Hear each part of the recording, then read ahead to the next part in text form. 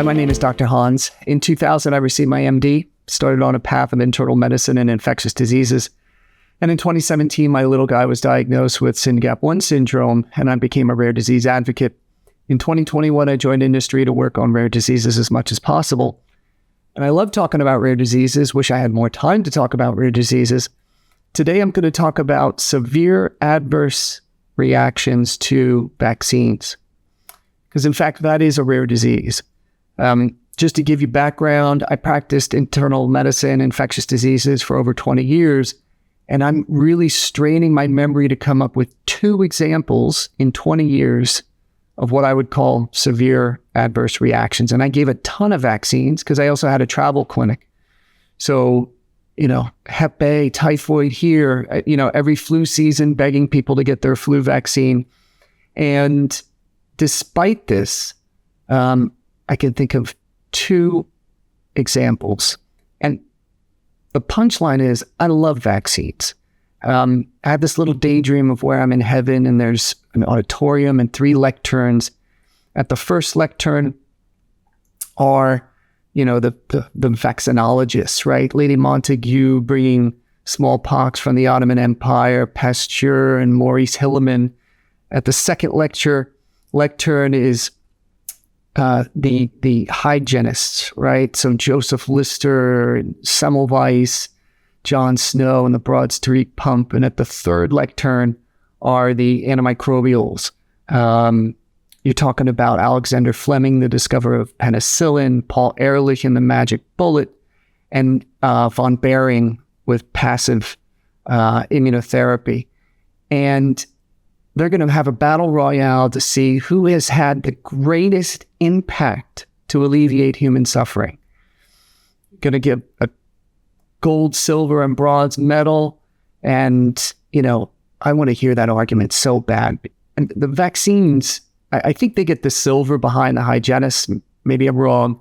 We're talking about millions upon millions of people who have been spared illness and death safely, right? Very safely through the use of vaccines. They are just a pinnacle of human achievement.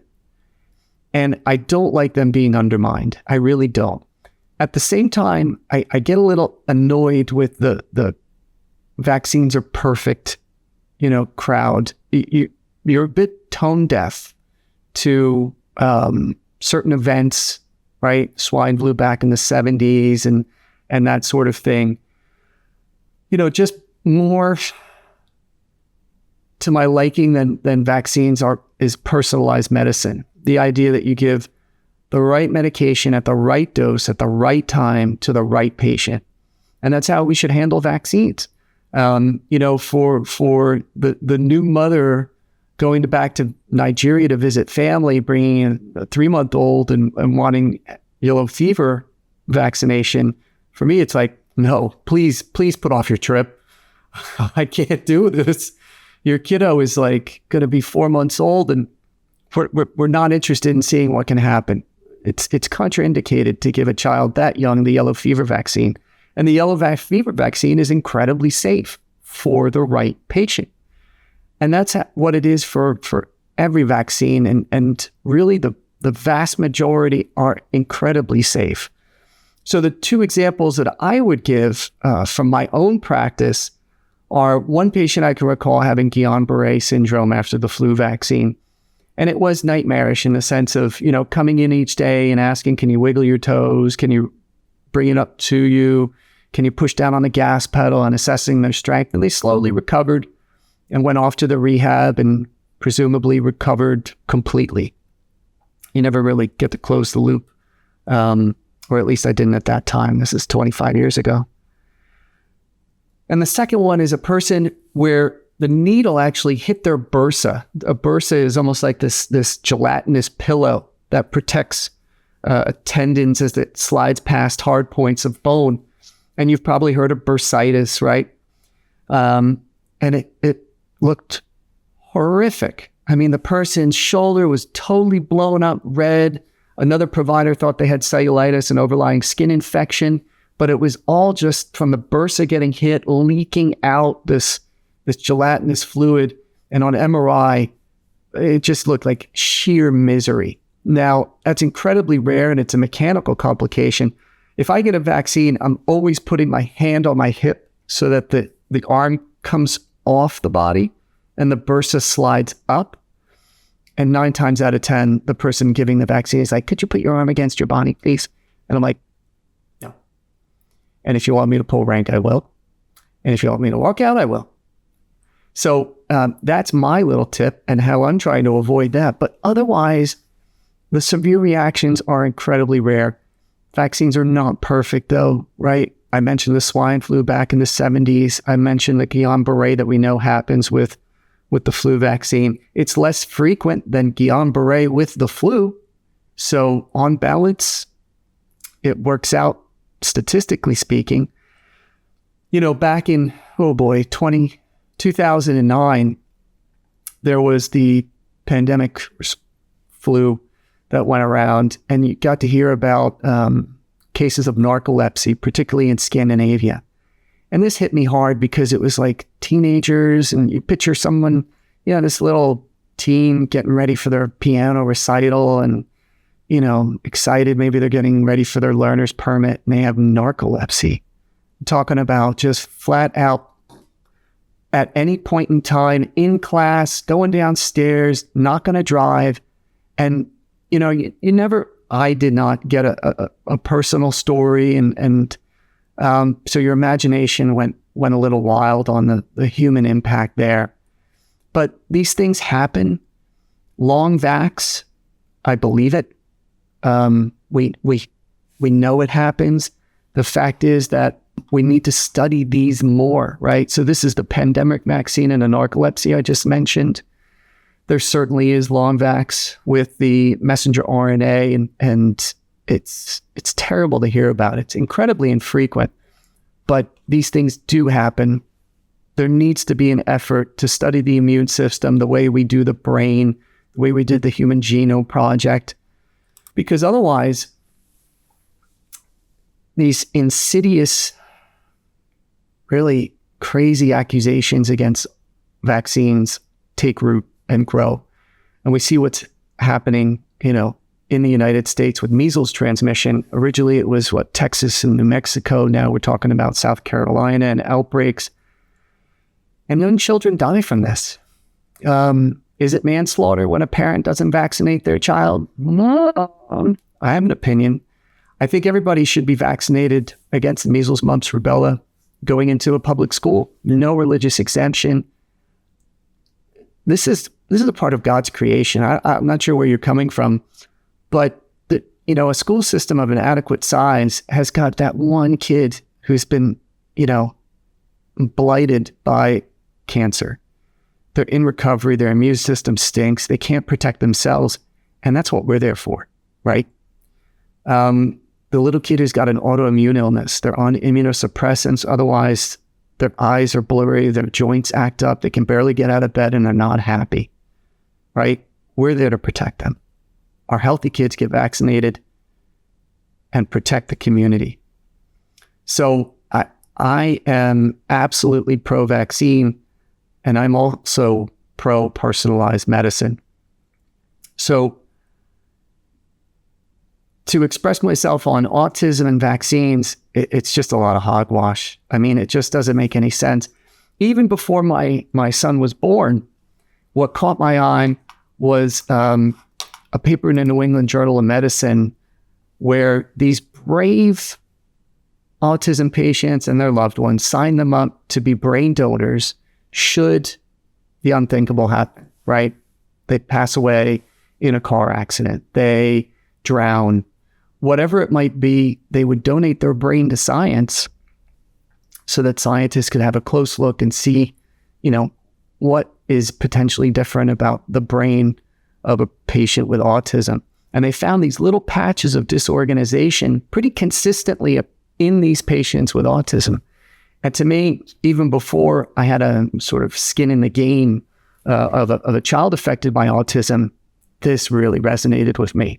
And the idea that for as amazing as the brain is, I mean, just blow your mind, unbelievable. If you don't agree, I have no help for you.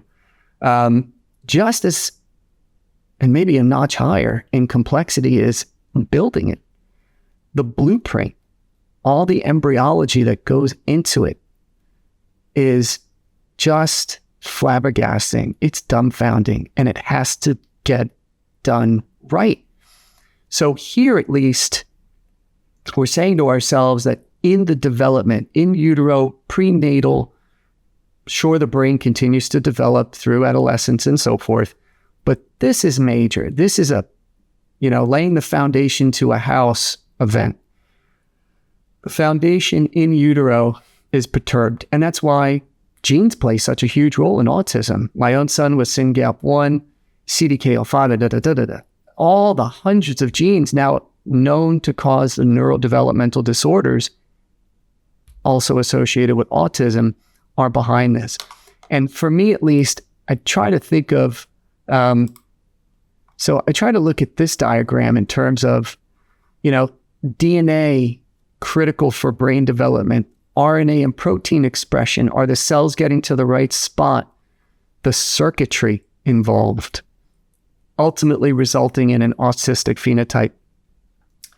I think we are on top of kids like you wouldn't believe. We are definitely diagnosing autism at a higher rate because we're just hyper vigilant for it. This kid, that kid, this kid, that kid. And I think we've also expanded the ends of what we're willing to include in the autism bucket, right? So I think 30 years ago, my son doesn't get an autism diagnosis. The doctor says, no, your son has MR, right? He doesn't have autism. Autism is different, right? You've seen Rain Man, come on now. But nowadays, anyone is getting into that bucket. Very high functioning people. I believe I saw the editor of Science, Holden Thorpe, acknowledge that he had an autism diagnosis. We have, Bill Gates wondering if he has an autism diagnosis. So these very high functioning people, and it all gets added in, right? So we're diagnosing it more because we're looking more. I do believe that nevertheless, what affects that developing brain can result in autism. So in the sense that the canary in the coal mine, as sophisticated as the brain is it therefore more sensitive to environmental exposures? And some of that is related to who is reproducing and provided the genetic material for that fetus. So, my grandfather had 9 kids, all neurotypical. He started having kids in his early 20s. I had my first kid at 37, right? I don't think I was out in perfect shape for the best of outcomes, let's say. So we know that the ill health of a parent is reflected in the child. We know that if you sample blood from pregnant women, you can identify a bunch of chemicals in there that can have neurotoxic or neuromodulatory effects. It's not good, right? I mean, it just isn't. We're looking for it more. There's some degree of environment, no doubt about it. And vaccines, you just really can't make the connection to autism, which is very likely developing at birth. And in fact, you can sort of see the signs of autism even before kids get those, litany of vaccines, the ones that, are totally appropriate. So, make America healthy again. Every doctor wants to, just loves it, right? And I don't split. I don't say that something is all good or something is all bad. That's a personality characteristic of a borderline personality disorder. I would much prefer and acknowledge the good and bad for each and every one of us.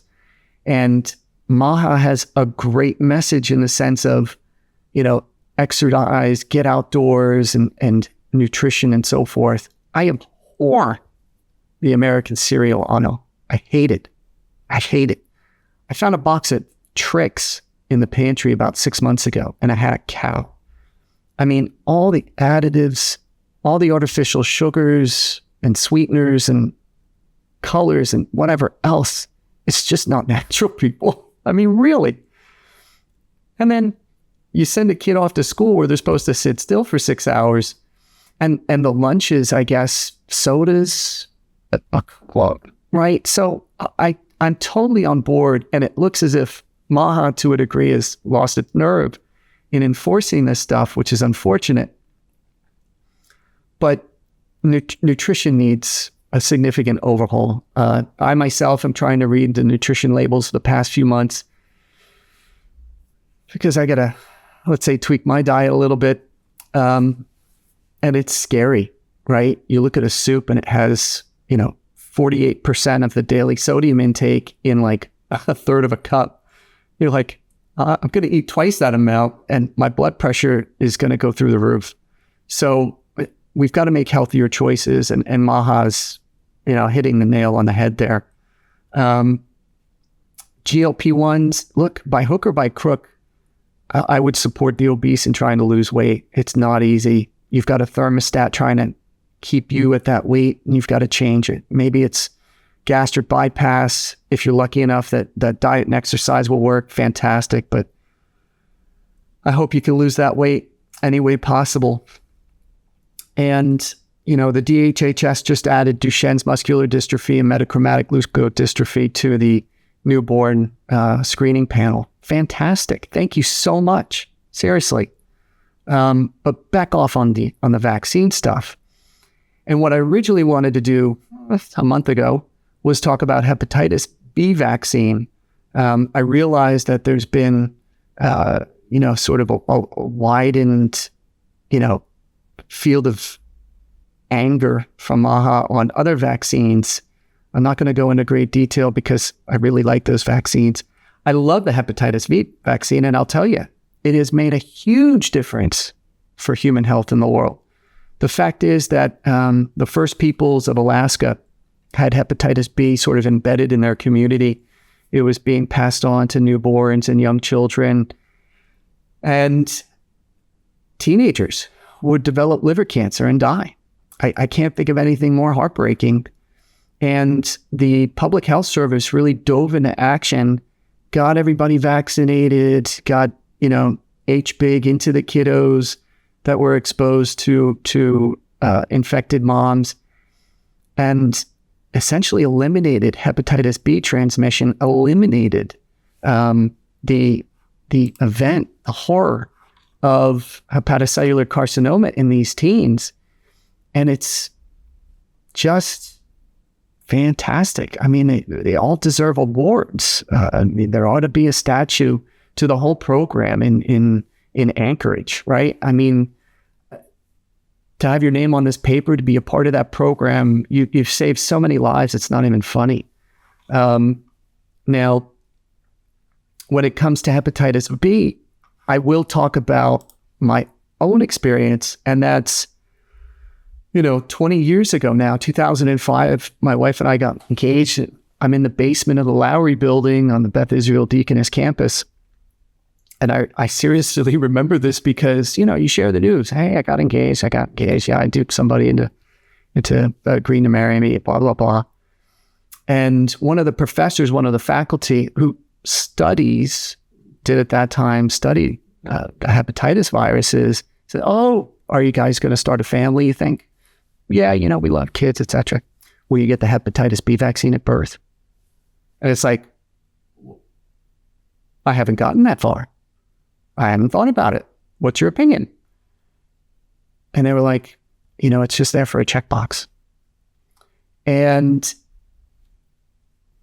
a few years later, took a little while, but when my daughter was born and I had to pull it out of the safe just to, sort of be accurate, she's born in October and her hepatitis B vaccine starts April 17th, 2012. And the reason for that is, as a doctor, I was Hep B vaccinated, Hep B immune. I think I got tested like every other year, if not every year, for surface antibody, ironclad. My wife, vaccinated, tested, full pre-medical care, right, to the nth degree. And we anticipated using,